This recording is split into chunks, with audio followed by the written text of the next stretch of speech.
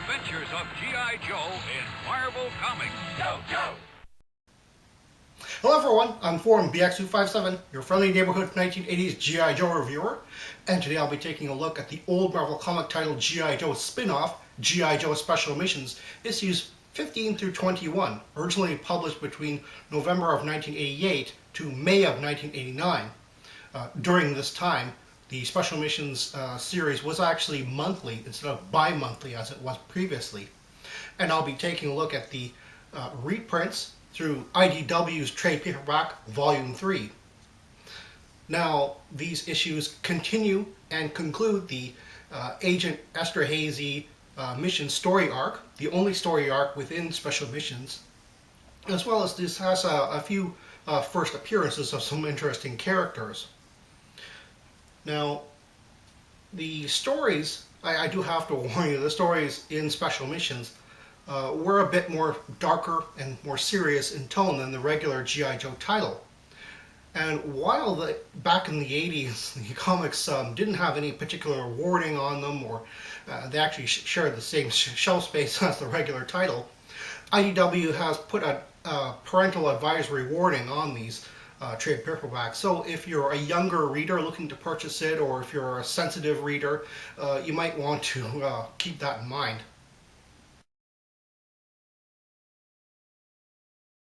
Issue 15 is titled, "And Into the Fire." Continuing from the previous issue, the routed Chinese army attack and occupy the nearby monastery that in the past aided Esterhazy and his rebels. The G.I. Joe team sent to arrest Esterhazy decide to ignore Agent Anderson's orders and rescue the monastery's abbot. Unlike most of the standalone stories in the Special Missions series, this continues in issues 18 and 19. Iceberg has some great character building moments in this issue. On a personal note, Anderson's redemption at the end of the story comes out of nowhere. There should have been a build-up of his character throughout the comic. Instead, his panels are used purely to show how slimy, and how slimy the G.I. Joes think, he is. He could have become a character we would sympathize enough to see more of in the future, but as his change of heart is so abrupt, it's hard to care. Issue 16 is titled Tight Circle. In this issue, the G.I. Joes conduct an air intelligence mission over Cobra Island after suspicious activity is spotted on their airfields. A massive air battle occurs, but both G.I. Joe and Cobra have secret agendas they hope the battle conceals. This issue takes place shortly after the Cobra Civil War, as shown by the battle damage still on the airfield, and is a prelude to the events in main title G.I. Joe number 81. The first non-trooper Star Viper, the one who infiltrated the pit back in G.I. Joe number 72, dies here. The trooper versions will appear in Special Missions issue number 28. There appears to be a dialogue error here, where Lift Ticket is Ace's co-pilot, not Lady J as indicated by Wild Bill.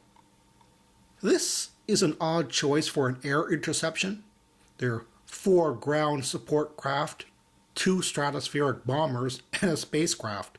Where's the Firebats and their AVAC pilots that are proven dogfighters?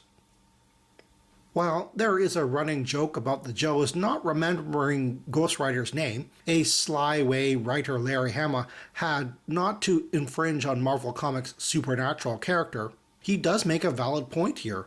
They could still refer to him by rank or real name. And finally, Wild Weasel's uniform has become the standard for all Rattler pilots. Issue 17 is titled All in a Night's Work. In this issue, Stalker takes some new G.I. Joes to investigate a strange hostage-taking at a research facility with U.S. government contracts. However, the FBI agent at the scene, the local sheriff, and even the facility's owners all behave suspiciously. Shockwave makes his first appearance here. He later makes his first appearance in the main title, G.I. Joe number 86. Also, a Cobra Toxo Viper makes its first appearance here. Again, like Shockwave, one later makes an appearance in main title G.I. Joe number 86. It's nice to see characters using or carrying most of their action figure accessories, as they don't often apply to mainstream combat shown in the comics.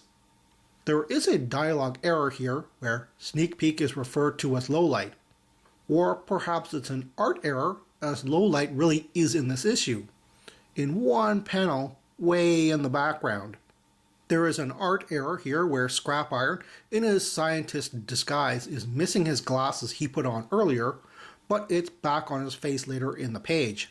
And I'm no EOD expert, but I don't think firing a law rocket at a bunker door causes them to bow outward. Issue 18 is titled Extraction.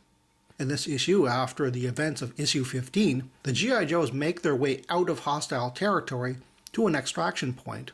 However, they cannot sit still when a local farmer is harassed by competing military factions, one backed by Destro's Iron Grenadiers, the other by the Soviet Union's October Guard. This is the first appearance of Voltar, Destro's Iron Grenadier General. He will later make an appearance in the main title G.I. Joe number 87. And Dana's dialogue is a little hint to next issue's story. This issue features a very sad and tragic story, but it's a good read with some ironic justice at the end. Issue 19 is titled Getting There.